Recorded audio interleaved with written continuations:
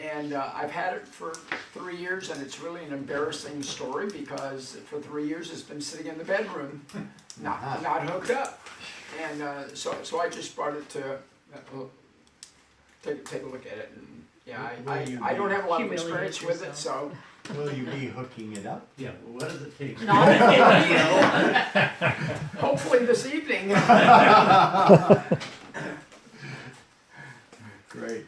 Preferably not in the bedroom. No. Do you have somewhere, a solid floor somewhere? Yeah, it would go out in the backyard. You know, it's interesting, but at one of our last PSN meetings where you had the 1970 vintage seismic intrusion detectors. Yeah, Well, still got 'em. now, I was prowling around the electronic flea market shortly after that, and I found a complete set, so I bought them and I took them home. And we'd been having problems with taggers spray painting our fence outside the house. And go, damn it, I gotta find a way to solve this. So I took my seismic intrusion detectors and I planted them down the fence line. And late one night, Bobby and I are in the bedroom and I hear beep, beep, beep, beep, beep, beep. So somebody is moving up the fence line, and when they move by the first sensor, it would give you one tone. When they move to the next sensor, you'd get 2 tones. And these were Vietnam era sensors that they would have out in the field. And they transmit in the civilian aircraft band. So the pilots would be flying around waiting to hear these tones, and when they would hear a response, they would know that someone was in that area and they'd come in and bring a strike in. I had a ladder sitting out next to the fence, and I put on a gorilla Halloween mask. Oh no. Oh Because I hear the person come up the fence and they never went beyond it. And okay, so I'm out there and I really quietly climb up the ladder with this flashlight and this mask. There are 2 kids out on the other side of the fence. One of them's got a spray can, and when he jumps back, he hit his friend in the head with the bottom of the can.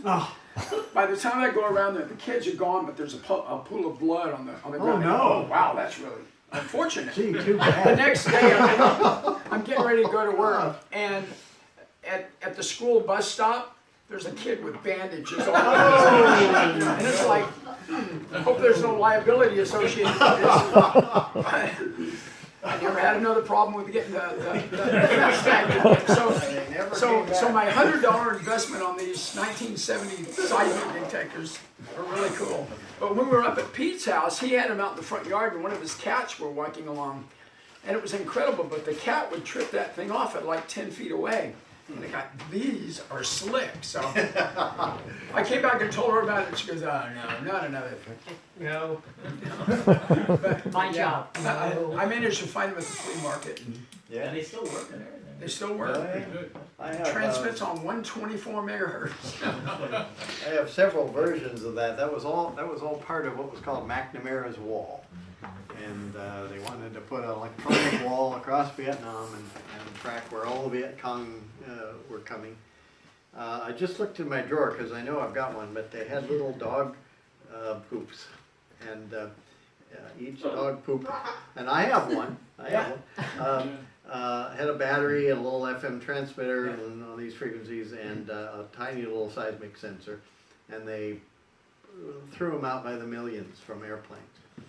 And then hanging in trees was a repeater, and the antenna was disguised as a tree, and that collected up the dog poop signals and forwarded them on to other, and it was a hopeless disaster. The problem with those, I forget why it didn't work at all, or.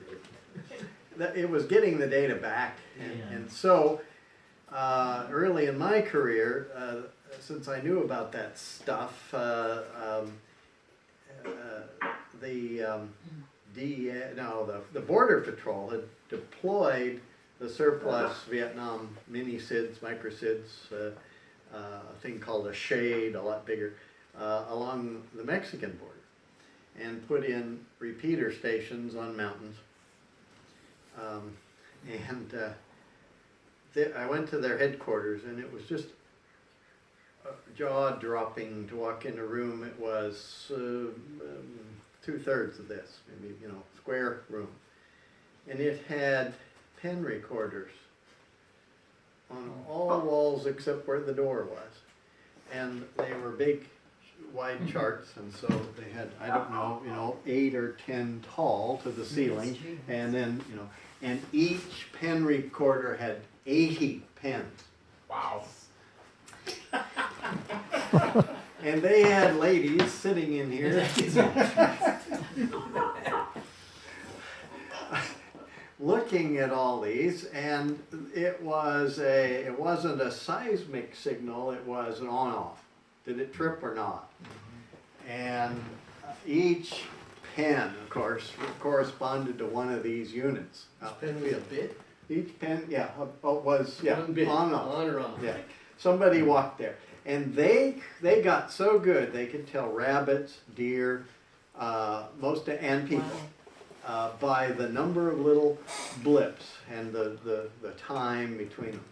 But gallons of ink and miles of paper, and it was just astounding to see. This was at down on the border.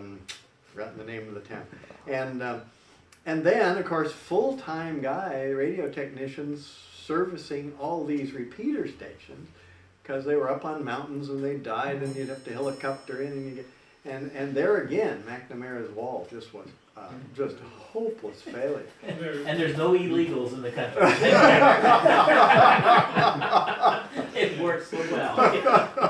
But we spend a lot of money on our taxpayers. We do. There's a lot of implant type sensors around the world, Yeah.